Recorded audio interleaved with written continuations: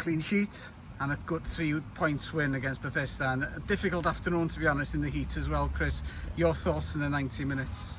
Yeah, like you say, difficult afternoon. We knew it would be in terms of the style of play that they bring. Obviously a hot afternoon. I thought the first 25-30 minutes was very even. They had a couple of chances to possibly go in front, and Josh has made a couple of good saves again, but again, as the half went on, as seems to happen with us, we built into it, stuck to our game plan, and then I thought we took all 3 goals brilliantly. Good moves.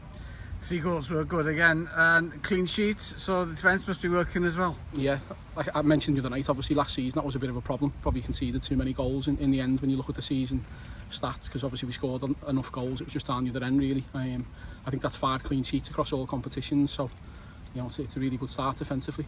3 points, and people scoring that used to scoring as well. Yeah, well, I mean, the tour first half, got to give him a mention. Reece Allen today, he's played 4 different positions for me, I think. Started a bit more a defensive role, and we moved him forward. He got us 2 goals.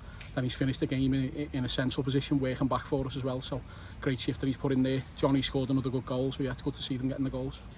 And we're in the cup next week, Llandudno.